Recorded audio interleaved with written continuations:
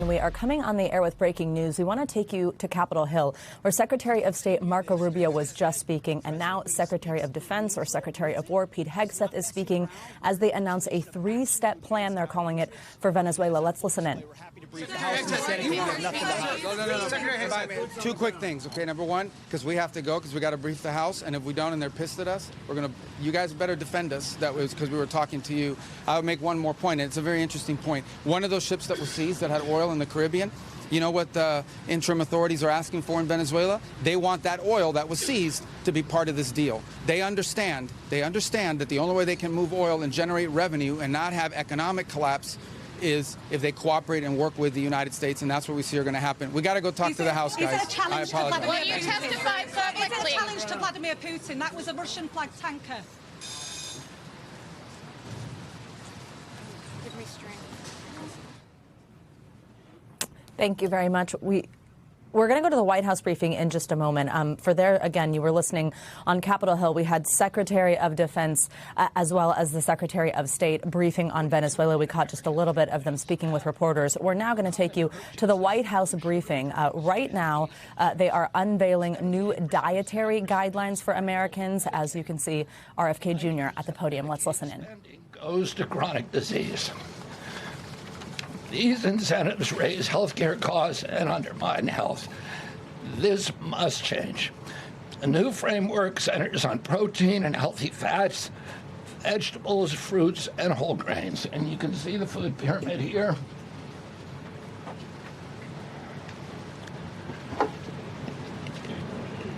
It's upside down, a lot of you will say. But it was actually upside down before, and we just righted it. For the first time, the dietary guidelines directly address ultra-processed foods and set firm sugar limits in federal procurement, driving a significant reduction in added sugar in school meals. I want to thank President Trump for his leadership and the partners committed to ensuring that federal food dollars support real food and better health. Thank you.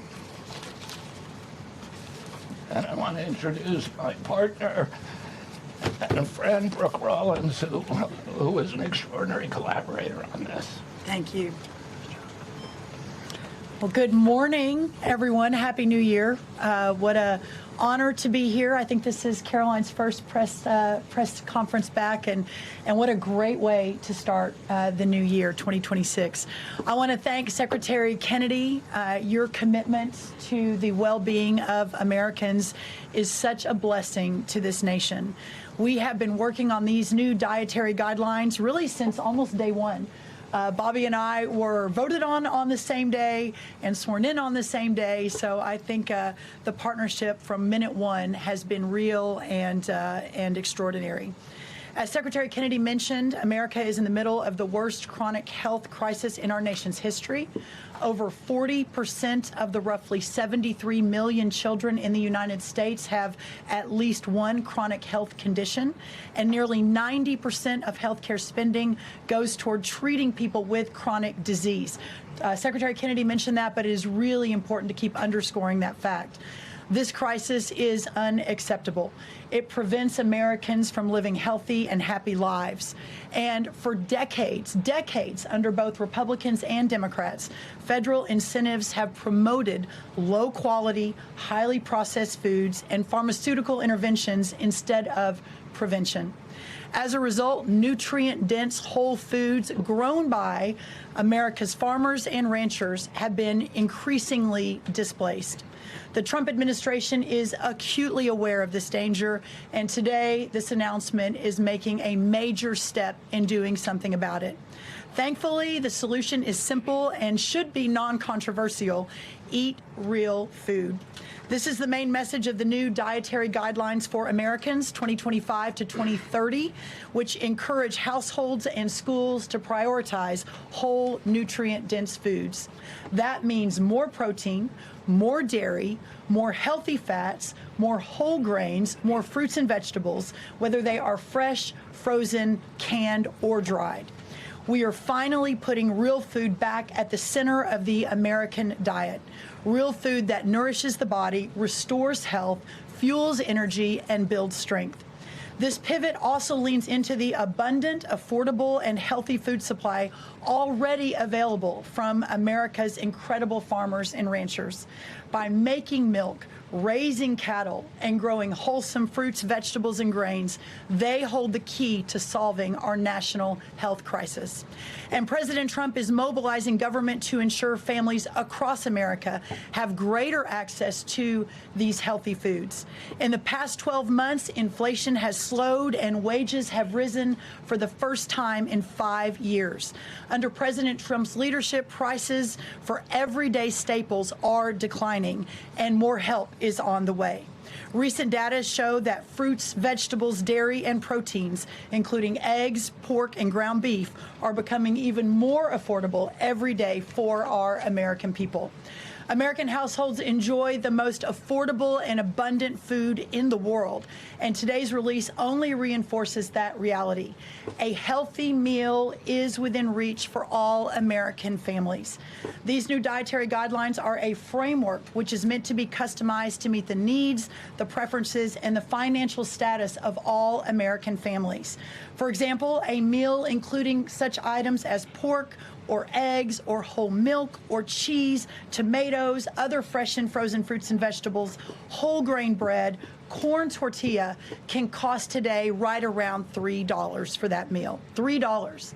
And soon USDA will finalize our stocking standards, which means that those businesses in America that take the SNAP benefit, what they are required to stock in order to take that benefit, by the way, that's almost 250,000 retailers across America, that very soon we will be finalizing that rule that will mandate all 250,000 retailers in America double the type of staple foods that they provide for America's SNAP households. This means healthier options will be in reach for all American families, regardless of circumstance, at levels never seen before in our country. These dietary guidelines are foundational to so many USDA programs, and their introduction marks the first step in connecting America's schools and dinner plates to the best of American agriculture. Make no mistake, under President Trump's leadership, we are restoring common sense, we are restoring scientific integrity, and we are restoring accountability to federal food and health policy. The new guidelines are all about putting the well-being of Americans first, exactly where it should have been all along. This is the foundation that will make America healthy again, not just for those of us alive today, but for our children and our children's children and those coming behind. I want to end by saying God bless American families, God bless the American farmer and rancher, and God bless America. What an honor now to introduce another great partner in this incredible work, and that is Dr. Mehmet Oz. Thank you. Congratulations to Secretary Rollins, Secretary Kennedy, and do want to express my appreciation for what the President has done overall to increase the affordability of health care. The biggest accomplishment, perhaps, for the health system, ability to drop down prices last year was the most favored nation drug pricing that Caroline mentioned. These are incredibly effective at reducing the cost, for example, of what the President calls the fat shot. The Ozempic, GLP-1s category of medications. We dropped them dramatically. But the best way to reduce drug spend in America is to not need the drugs in the first place. What you're hearing today with these dietary guideline adjustments are going to be massively effective, and not just dropping the need for us to buy these weight loss drugs, but buy the expensive drugs for autoimmune problems. We have evidence that food is medicine when it comes to conditions as varied as mental health issues, from Alzheimer's and depression to fundamental realities of how children learn in school. So the question then becomes, what is this actually going to do in dollars and cents? And I had the group at CMS run some numbers for us to try to give you concrete assessments of how much this will drop the spend that the federal taxpayer must make for Medicare and Medicaid. And I'm more optimistic today than ever that we can address the fast rising rate of healthcare expenses in America because of movements like this. Right now, we're increasing health expenditures in America at roughly twice the rate of the GDP growth. We will correct that if we can get America to be healthier, because you can't be a wealthy nation without being a healthy nation. So 2 numbers for you to remember. The first is $30 billion. Why?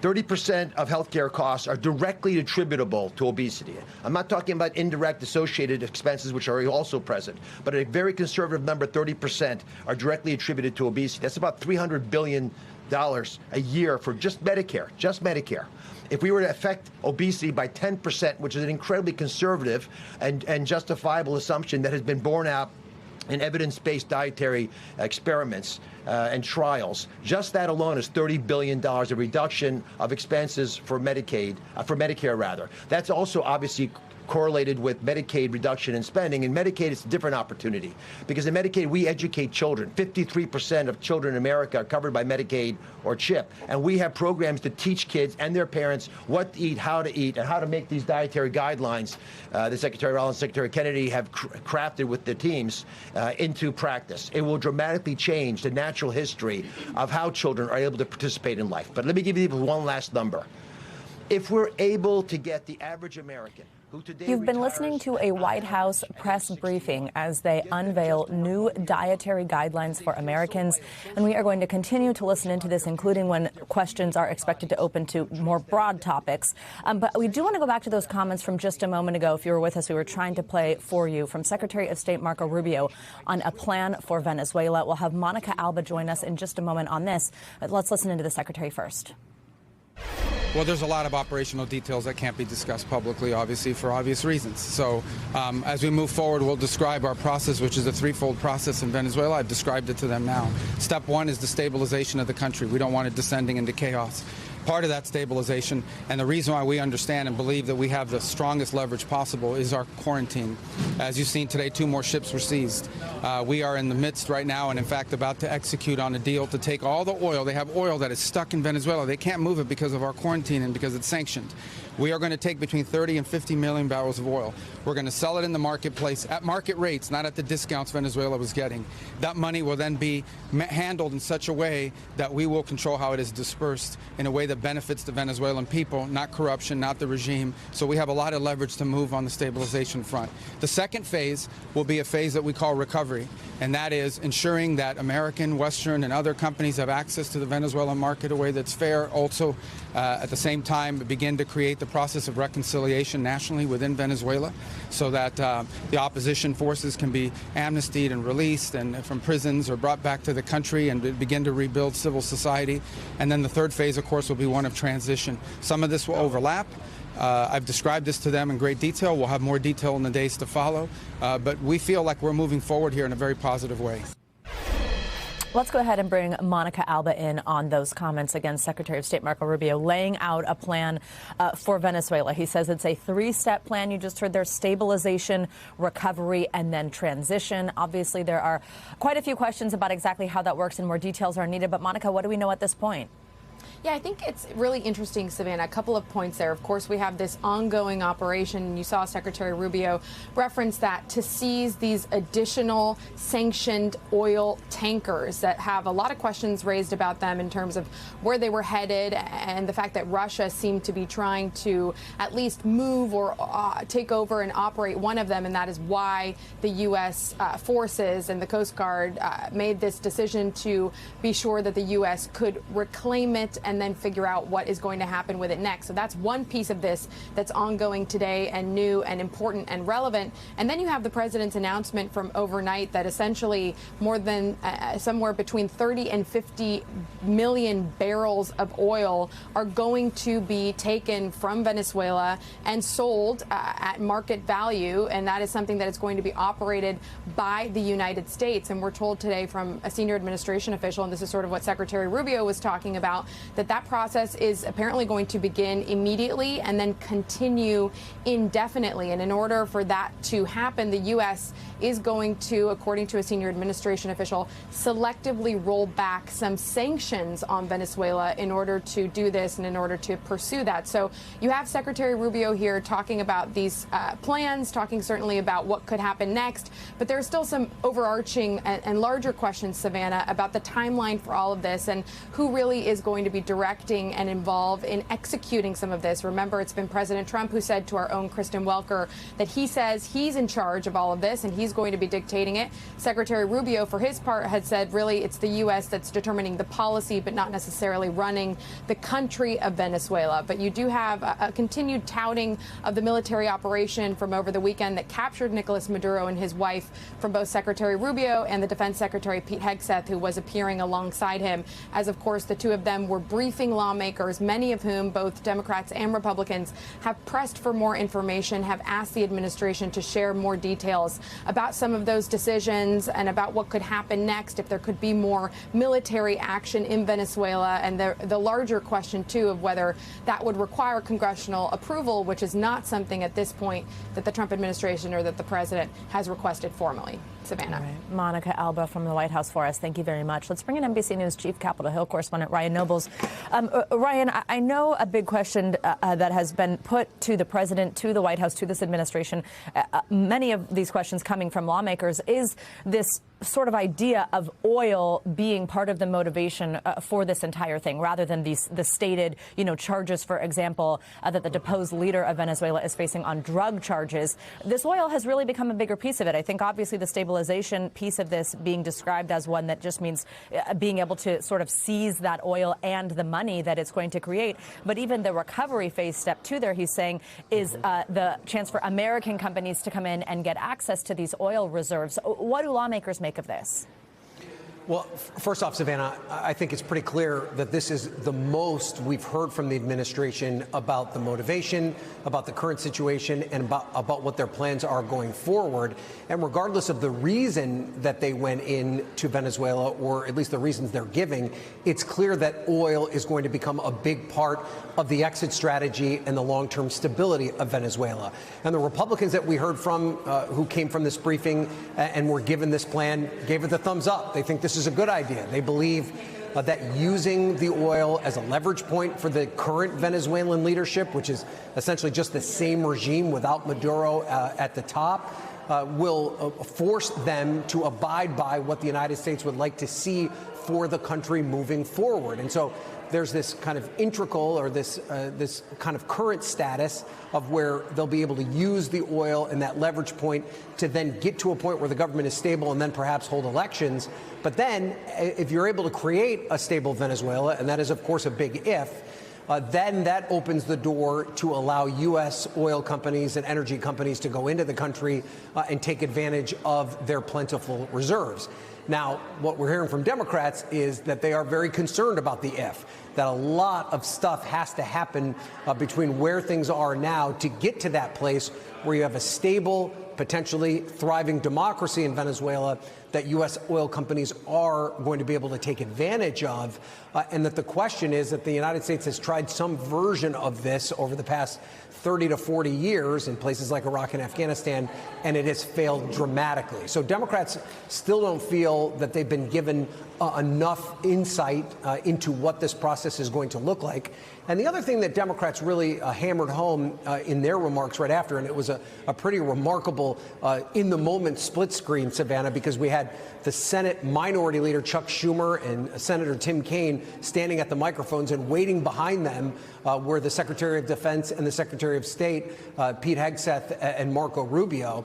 And what you saw Tim Kaine say in particular was demand that these negotiations, that these plans that the administration has be brought out into the public, and that Secretaries Hegseth, Rubio, the Energy Secretary Wright, sit in front of members of Congress and are basically grilled about these plans, and so that every single possible scenario can be brought out into the light, and so that the United States taxpayer can be clued in on these plans that the administration has for the country going forward. So Republicans seem very confident that the administration has this under control. They felt very relieved to hear what the plans were for Venezuela going forward. But Democrats still have a lot of questions about all the potential things that could go wrong over the course of this plan, and that the American people need to be given a better idea of exactly how this is all going to be implemented and then have itself play out. Savannah. As you noted, though, Ryan, certainly something that we are getting the first look at details here, and just that with some real detail, right, with a three-step plan. Ryan Nobles from Capitol Hill, thank you. We may come back to you shortly. I want to go back to our White House correspondent, Monica Alba, because, Monica, as this picture becomes a little bit clearer, we are in tandem hearing new threats from the White House or continued threats. Obviously, the entire region, the Latin American region, has already been reacting to this quite a bit. We've had our colleague Gabe Gutierrez right on the Venezuelan border with Colombia, somewhere that President Trump has been making threats to its leader, with that leader rebuking those threats. And then another one here, Greenland. There are continued threats, now even language saying that it's a national security interest, essentially, to take over Greenland. That one quite sticky, Monica, because especially of who, for example, would come to Greenland's defense should there be some type of military operation there, given that it is a Danish territory. What is the latest that we are hearing out of the White House and reaction on that? Yeah, I think you're absolutely right, Savannah, to point out that this is happening on dual tracks, but that the White House is very serious about not ruling out any option here about whether it wants to pursue what it calls its own foreign policy interest and goal, which is essentially to have control of Greenland. Now, Secretary Rubio just now, in taking some questions, said essentially that this is nothing new, that this is something that President Trump has had as a vision and a goal since his first term in office, where it was something that was discussed, but it was sort of put to the side and not necessarily obviously acted upon. Now we're hearing a very different tone from White House Press Secretary Caroline Leavitt and White House Deputy Chief of Staff Stephen Miller in really talking about this potentially in more concrete terms, saying that U.S. military action is always at the disposal of the commander-in-chief, but that, again, this administration, this White House, is reviewing all possible options to potentially purchase Greenland, that would be one option. And you saw this really met with a fierce rebuke from European leaders. Yesterday, they issued a joint statement that effectively said Greenland is a part of NATO because it is a Danish territory, and of course Denmark is a member of NATO, and that essentially if the U.S. attempted to seize it, that would be a violation of NATO and that there would be real European concern there. And that was expressed to U.S. officials who were there meeting on a separate Ukraine-related target to try to end the war there, but also overall. And that is now something that will be likely the subject of conversation, we understand, from Secretary Rubio, who announced that he is going to be meeting at some point with the Danish foreign minister. It's unclear. We know that officials from Greenland have requested their own meeting with Secretary Rubio and have been for some time.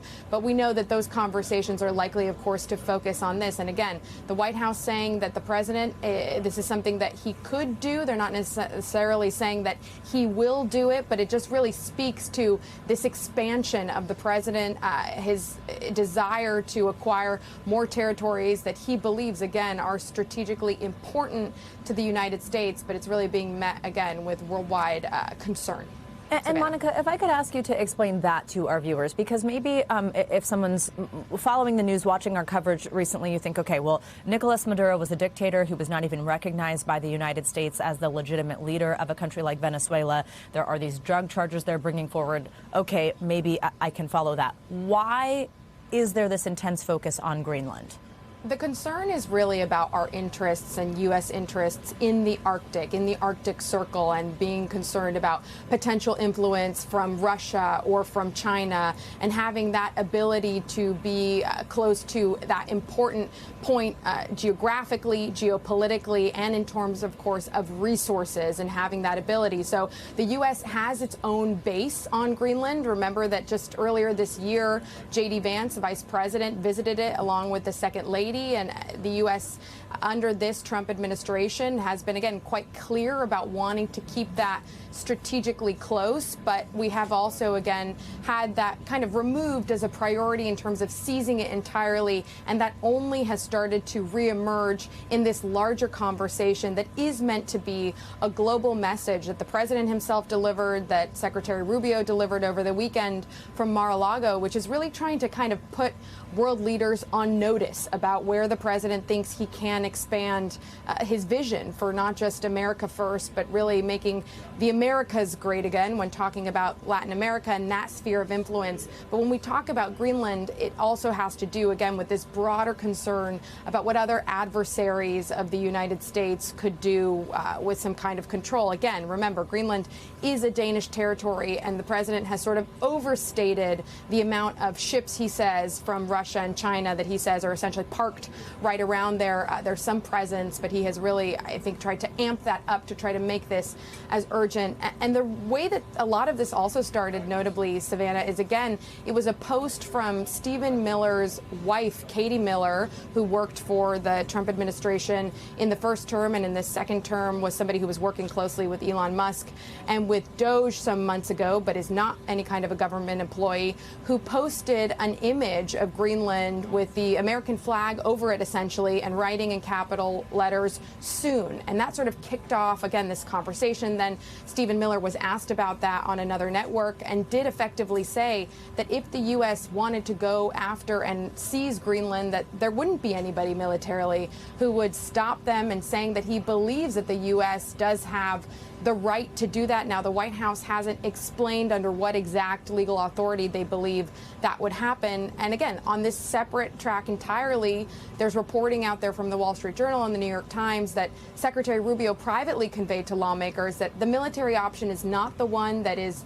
being pursued as the preference, that ideally first there could be a plan for the U.S. to attempt to purchase Greenland and to really operate under an agreement like the U.S. has with the Marshall Islands, for instance, and with some other smaller territories. So that is also something that is being discussed here, certainly behind the scenes. But we're at a situation and a moment here, I think, Savannah, where the president had said these things years ago. A lot of leaders openly kind of mocked him, saying that's something that would never happen, likely could never happen. And in this second term, we are more in a moment where these leaders are actually saying this needs to be taken seriously. And you're seeing that kind of question and concern from lawmakers who are echoing that as well. Savannah. Monica Alba from the White House for us. Thank you very much.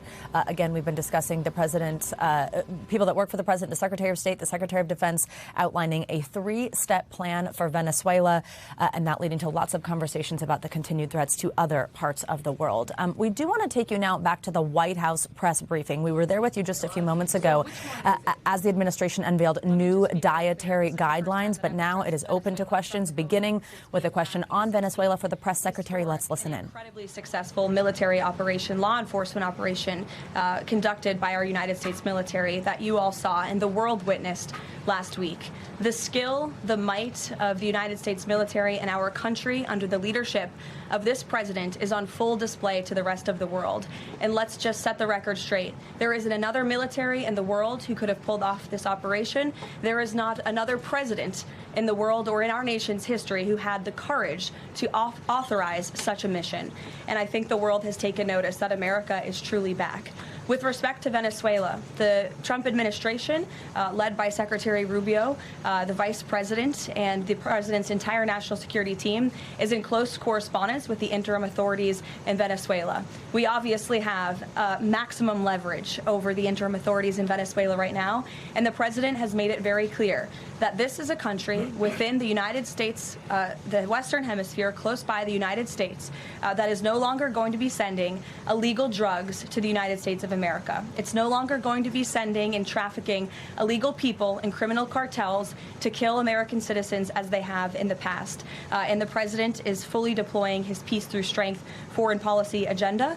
So we're continuing to be in close coordination with the interim authorities, and their decisions are going to continue to be dictated by the United States of America. Just one follow-up, when you talk about that leverage there, has the Venezuelan government fully committed to turning over its oil to the United States indefinitely, and what happens if they do not? Well, as you saw, the president announced last night, this was a deal. This was a deal made by the president and his team with the Venezuelan interim authorities. This will benefit both the American people and the Venezuelan people. And Secretary Wright and the Department of Energy are working with the interim authorities and also with the private oil industry to execute on this historic energy deal. That's not only good for the United States, but it's also going to revive the prosperity, the safety, the security of both the United States and Venezuela as well. Ed. Following up on the oil part of this 30 to 50 million barrels of oil. How exactly is that going to work? You're getting it out of Venezuela into the United States? Yes. And then what? That's exactly right. So as you know, Ed, as the president announced last night, this was the sanctioned oil that was basically just sitting in barrels, sitting on ships because of the effective quarantine of the United States of America. And the interim authorities have agreed to release that oil to the United States, so it will be arriving here at home very soon. The United States government has already begun marketing Venezuelan crude oil in the global marketplace for the benefit of the United States, engaged the world's leading commodity marketers, key banks to execute and provide financial support for these crude oil and crude product sales. All proceeds from the sale of Venezuelan crude oil and products will first settle in U.S.-controlled accounts at globally recognized banks to guarantee the legitimacy and integrity of the ultimate distribution of proceeds, and those funds will be dispersed for the benefit of the American people and the Venezuelan people at the discretion of the United States government. It sounds like it requires a lot of private sector engagement and agreement from the oil industry and the banking industry. Do you have that yet? There's a lot of private sector engagement that's happening right now. As you know, Secretary Wright, our energy secretary who's heading up this big project, is in Florida today meeting with some of these oil executives. And as we confirmed earlier, they will also be at the White House later this week. So they are absolutely eager to invest. They're eager about these opportunities. And Secretary Wright is a very knowledgeable guy when it comes to oil and energy, and he's the perfect man for the job. Another corner of the world that real quick on Iran. Go ahead. So just to follow up on the oil, 30 to 50 million barrels is an initial tranche, if you will, and then what happens after that? What I won't get ahead of the plans that the president and his team are currently speaking with the interim authorities about, but rest assured, there is a long-term plan here. Secretary Rubio and the entire team are working diligently on it, and this is just sort of the first action that you all are seeing. Ed. Thanks, Caroline. So in order to get these oil companies to invest billions in Venezuela, how will the U.S. reassure that their workers will be safe in Venezuela? Could there be troops involved? At this point in time, as you know, there are no troops on the ground in Venezuela. The president, of course, reserves the right to use the United States military if necessary. It's not something he wants to do. Diplomacy is always the first option. As you saw, he tried that with Nicolas Maduro, but unfortunately, he was an illegitimate dictator and an unserious person. And so President Trump authorized this law enforcement operation, and now Nicolas Maduro is sitting in a prison cell in New York. So certainly the president is going to do what's in the best interests of the American people, and that includes workers from our energy and oil industry as well. With that meeting tomorrow, what is the message the president is going to give to the oil executives, and what does he want to hear? Well, the meeting is on Friday, and it's just a meeting to discuss, obviously, the immense opportunity that is before these oil companies right now. Stephen. Thank you, Caroline, and congratulations again. Thank you. The New Yorker had a story yesterday on the vice president, and it questioned his, quote, notable absence on Venezuela. And the sub-headline asked, was the vice president's exclusion from the operation in Venezuela an expression of his anti-interventionist ideology or political calculation? Would you be able to discuss the vice president's role in Venezuela policy? I did see that report in the New Yorker, and quite frankly, I laughed out loud because it's very clear it's a fake report that's trying to sow distrust and division amongst the president and his team. Let me just be very clear. The vice president has been involved in all policy. He is the right-hand man of the president on all policy matters, including Venezuela policy. He was, of course, read in and deeply involved in this operation from the very beginning. And he was present on the night of the operation via secure communication at a different location as to not damage the operational secrecy of this mission that was so incredibly important to ensure that this mission could be carried out successfully without endangering our troops. Sure. The U.S. seized a tanker recently. Russia specifically asked the United States not to seize that tanker. Does this action risk a larger conflict with Russia? I believe you're referring to the Bella 1 tanker that was seized this morning. The Department of Justice and the Department of Homeland Security, in coordination with the Department of War, did announce that seizure this morning for violations of U.S. sanctions. I've spoken about the enforcement of our sanctions policy at the podium prior to the new year. And this administration is going to fully enforce the sanction policy of the United States. The vessel this morning was seized in the North Atlantic pursuant to a warrant issued by a U.S. federal court after being tracked.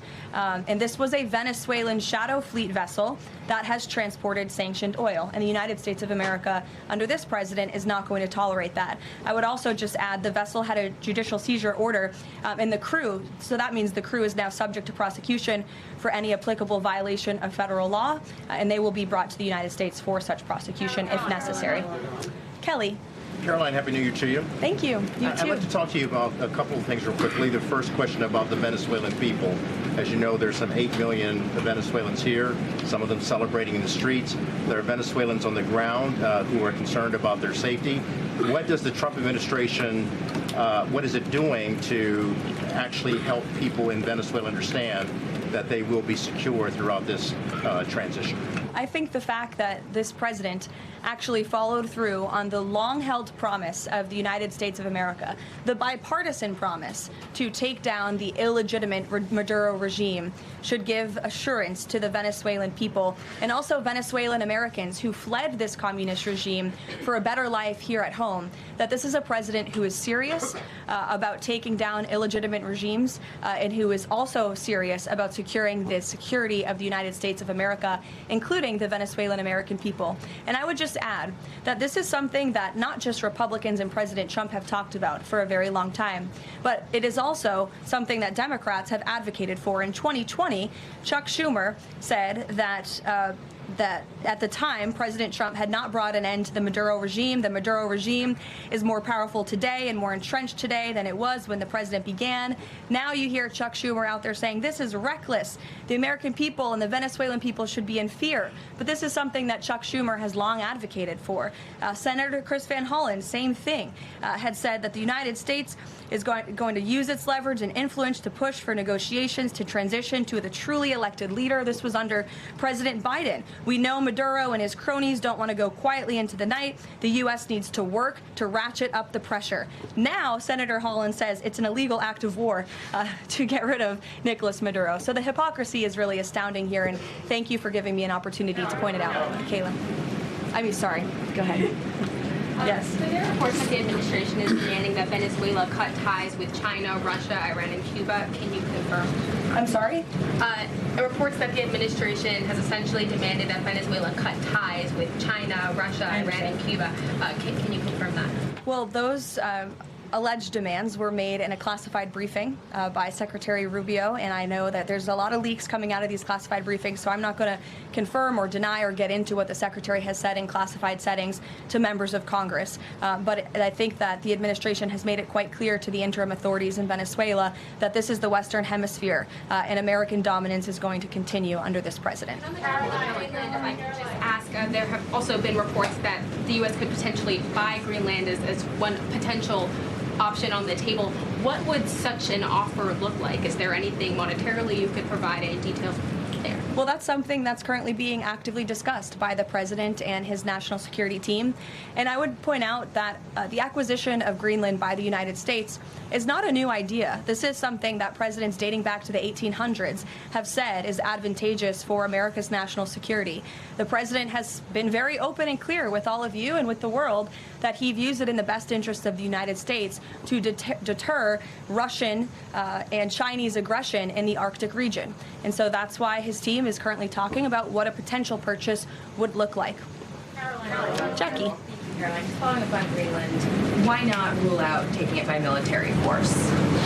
I know that past presidents and past leaders have often ruled things out. They've often been very open about ruling things in and basically broadcasting their foreign policy strategy to the rest of the world, not just to our allies, but most egregiously to our adversaries. That's not something this president does. All options are always on the table for President Trump as he examines what's in the best interests of the United States.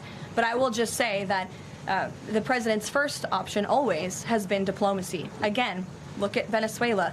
He tried ardently to strike a good deal with Nicolas Maduro, and he told him, I will use the United States military and you will not like it if you don't take such a deal.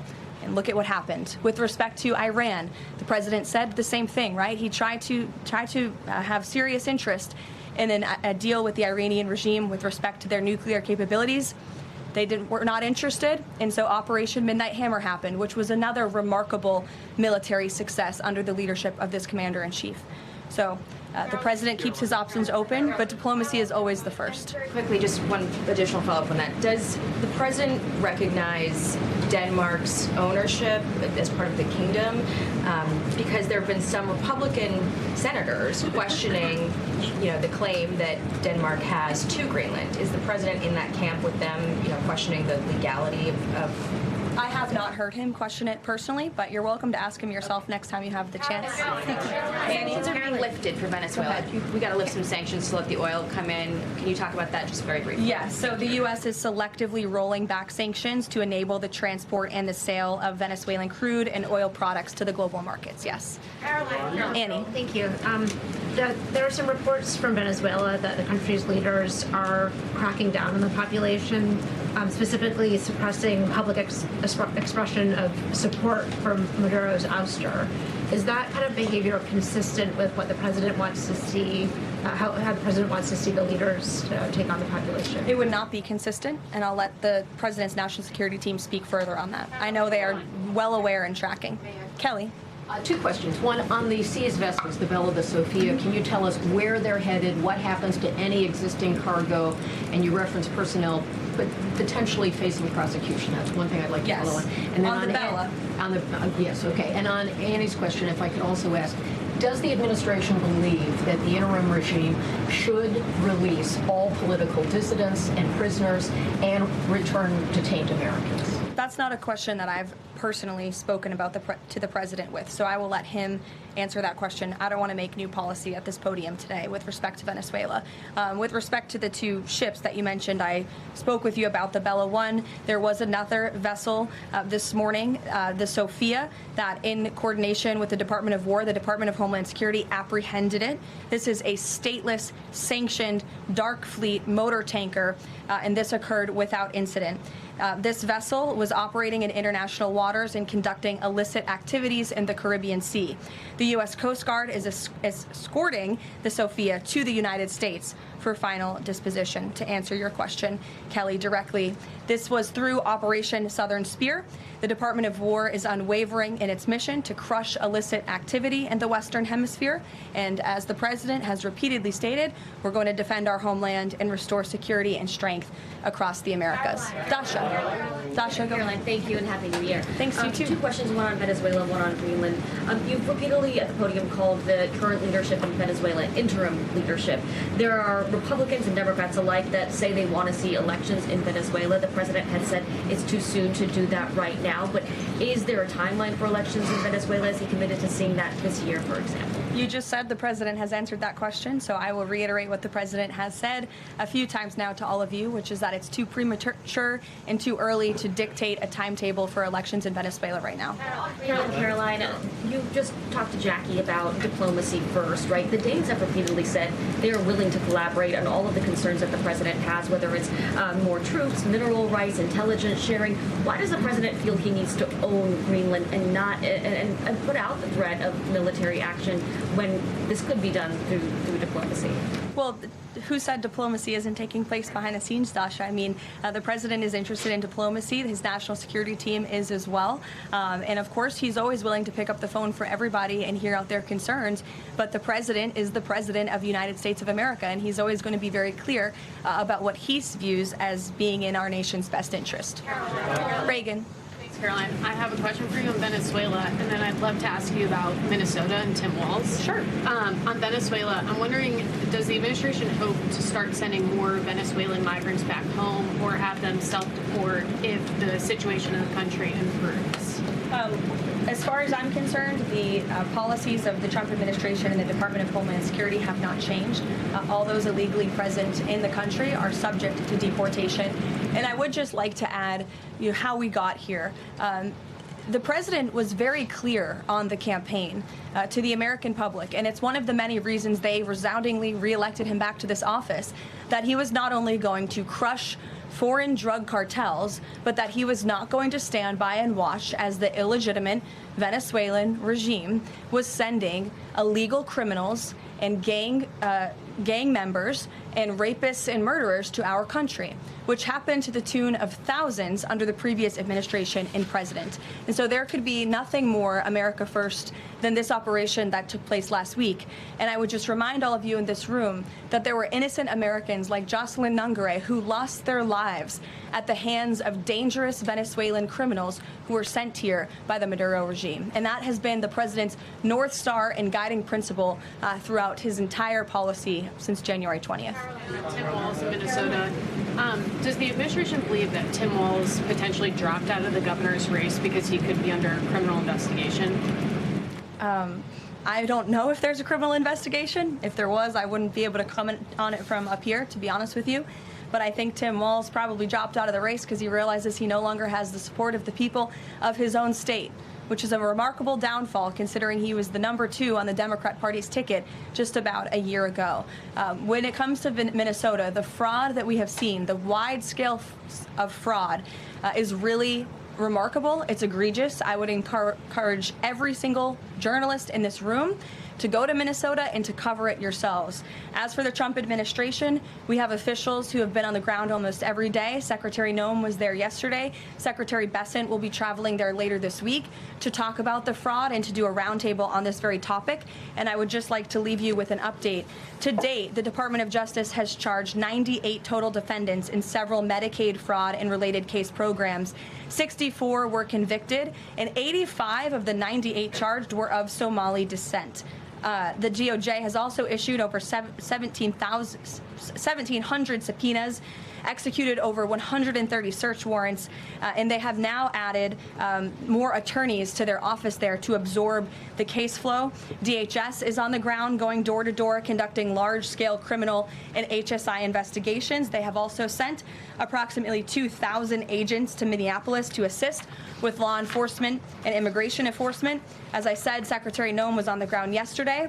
The Department of Health and Human Services has also begun requiring a justification and photo evidence for all child care-related payments nationwide, and they required Minnesota to conduct a full audit of all child care centers. They also froze $185 million in funding to Minnesota.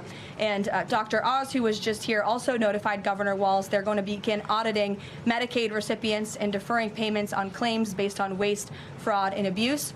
The Department of Labor is also conducting a targeted review of Minnesota's unemployment program.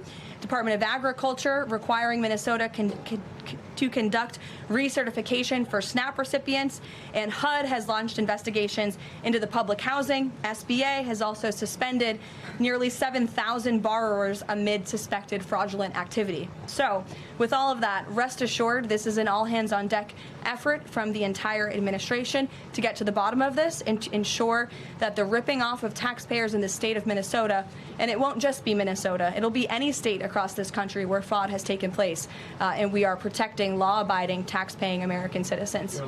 Phil. Thank you, Caroline. Just to follow up on Greenland, there are treaties already on the books that give the United States access to the island. They can construct and maintain military bases there. We can house personnel on the island. The U.S. has control of landings, takeoffs, anchorages, etc. So I'm curious if you could just spell out for the American public what specifically would the U.S. gain by taking control of Greenland that the U.S. doesn't already have access to right now? More control over the Arctic region and ensuring that China and Russia and our adversaries cannot continue their aggression in this very important and strategic region. And there would be many other benefits as well that, again, the president and his national security team are currently talking about. Jeff, I'll give you another one. A broad stand-up question on foreign policy. Are you concerned about increasing tensions with Russia because of the tanker seizures?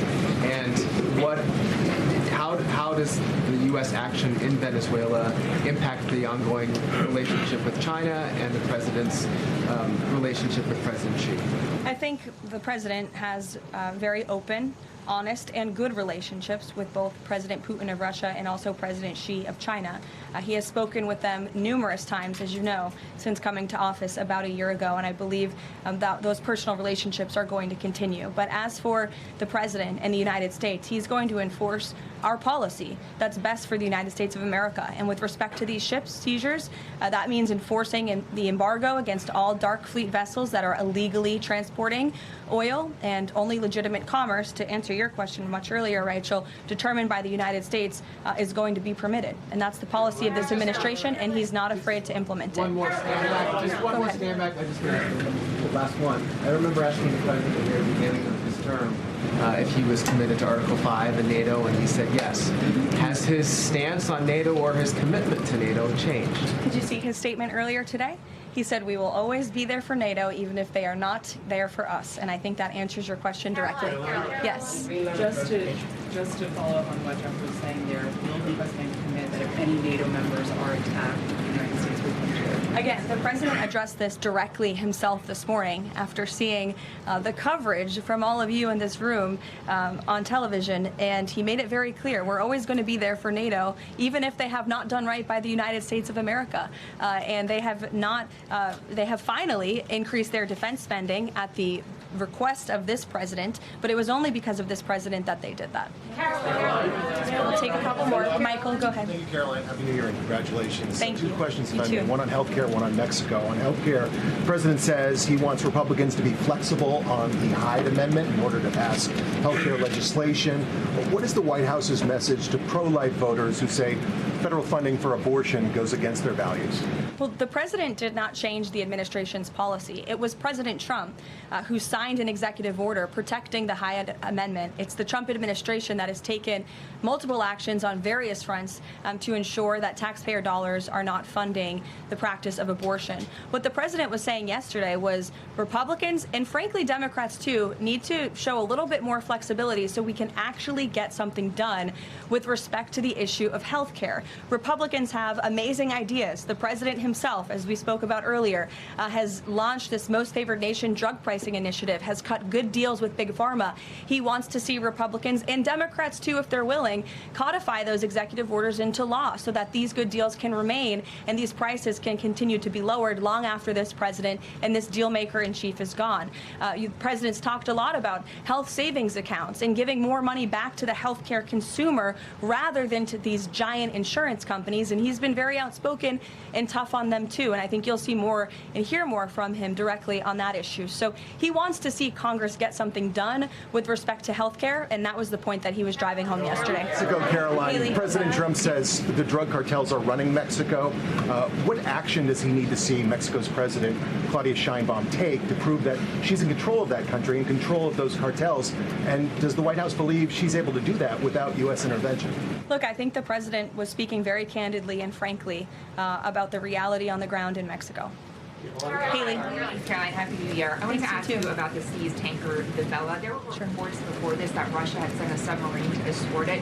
Was there any engagement with that submarine? And then was the deconfliction line with Russia used ahead of boarding that? Again, this was a Venezuelan shadow fleet vessel that has transported sanctioned oil. The vessel was deemed stateless after flying a false flag, and it had a judicial seizure order, and that's why the crew will be subject to prosecution. Mary. On Colombia, the president talked over the weekend and suggested that he would be open to an operation there. Should the president of Colombia be expecting Delta Force anytime soon? And then I had another one for you on California. That would be a very unwise question for me to answer, to weigh into. What's your next question? On California, can you share any more about the fraud investigation? The president said that there was one. Who's being investigated and where is it starting? Again, this is going to be a all-hands-on-deck government-wide effort. The president has directed all agencies across the board to look at federal spending programs in not just Minnesota, but also in the state of California to identify fraud and to prosecute to the fullest extent of the law all those who have committed it. Take one more. Sure. Thank you. Caroline, yesterday was the 5-year anniversary of January 6th. Democrats and mainstream media continue to push their big lie that it was an insurrection and that police officers died that day. The reality is that 4 Trump supporters died on January 6th and 2 women were killed by January 6th police. Everybody knows Ashley Babbitt was shot in cold blood by Capitol Police Officer Michael Byrd, but there was another woman. Her name was Roseanne Boylan from Georgia, and she was pepperballed, gassed, and ultimately brutally beaten with a stick by January 6th police officer Lila Morris. The Biden administration and mainstream media lied and told Americans Roseanne Boylan died of a drug overdose on Capitol steps. Her family is now asking for an investigation. Is the administration aware of the circumstances of her death, and will there be an investigation finally? Well, for investigation, I will have to defer you to either the FBI or the Department of Justice, and I'm sorry to have to do that. But with respect to all of the facts that you just laid out, the White House relished the opportunity yesterday to actually create a new website to share the facts with the American public, but also all those in this room. We knew the media would be covering January 6th quite a bit because they think it's something that the American people are still believing their lies on. They think it's something that still helps their case against this president. Obviously not, or else he wouldn't have been reelected in an overwhelming fashion in November of last year. And so I would encourage everyone to take a look at the website. It's quite well done. And thank you all very much. It's great to be back with you. Thank you. You have been listening to White House Press Secretary Caroline Leavitt take questions during a press conference confirming the U.S. seized an oil tanker in the North Atlantic linked to Venezuela, saying it violated U.S. sanctions, and also really discussing this deal between the U.S. and Venezuela with what to do with that oil, saying the U.S. will control a portion generally of Venezuela's oil revenue, also saying that Venezuela's interim authorities, have agreed to release millions of barrels of oil to the U.S., and then that the profits of that will eventually be shared between Americans as well as Venezuelans, and that all that oil will be arriving very soon. Leavitt also addressed the U.S.'s decision to capture former Venezuelan leader Nicolas Maduro, saying President Trump tried ardently to strike a deal with Maduro before taking military action, something she stressed several times. Let's bring in our White House correspondent, Monica Alba. Monica, a lot to unpack there, but of course starting there on Venezuela and some of these details about the oil. Interesting to hear that conversations are happening. That means that how it was described is the money, all profits would first come into the United States, into legitimate American banks. They're sort of invoking some private sector involvement here. And then that money eventually gets divided up, gets distributed, gets dispersed with the discretion being to the United States, the president determining what happens with that money, but saying that it would ultimately also benefit Venezuelans. A lot of questions still about that plan exactly, but what do we make of this? Yeah, I think the mechanics of all that are still a bit of an open question, Savannah, and we know that that's going to be discussed as the Energy Secretary, Chris Wright, meets with oil executives today and later this week as well. And there will be a meeting on Friday here at the White House where President Trump will meet with representatives from Chevron, from ExxonMobil, and from ConocoPhillips to discuss how some of this might actually work. You did get a little bit more detail from Caroline Leavitt there, who said essentially that the oil, those initial 30 to 50 million barrels, will be arriving here at home, quote, very soon, she said. She said the U.S. government has already been marketing this crude oil in the global marketplace for the benefit of the U.S. And then, yes, I also picked up on that and think there are some questions about how this is going to work. The idea that the funds will be dispersed for the benefit of the American people and the Venezuelan people at the discretion of the United States government. So that does require a lot of private sector engagement. And then there are also questions about just the timeline to all of this. Remember that President Trump sort of gave an indication to our own Kristen Welker that maybe this would happen in terms of rebuilding the oil infrastructure and getting this up to speed in about 18 months or so. So over the next year and a half, do oil executives agree with that timeline? Is that something that's feasible? How long is this going to take? But senior administration officials had told us that this is a process that has started immediately. It's underway and will continue, quote, indefinitely. So I do think that that's notable. And I think, you had a White House and a press secretary here trying to explain, but really delve into this aspect of the oil strategy, which raises all these questions about what we were talking about earlier, Savannah, which is the capture of Nicolas Maduro, the indictment against him and his wife. doesn't mention oil, doesn't have to do with oil, right? It's focused on drug trafficking charges and other alleged crimes in that indictment. This is a completely different strategy that now the White House, the Trump administration overall, is very much focused on as what's going to happen as a result of changing and now deferring to the interim leader, Delcy Rodriguez, who is acting right now as the head of state, who is, according to the White House, according to Caroline Leavitt, cooperating and working with the U.S. on this plan for the oil. Savannah. All right. Monica Alba from the White House for us, wrapping up that press conference. We appreciate it, Monica. Thank you. We thank you for watching. And remember, stay updated on breaking news and top stories on the NBC News app or watch live on our YouTube channel.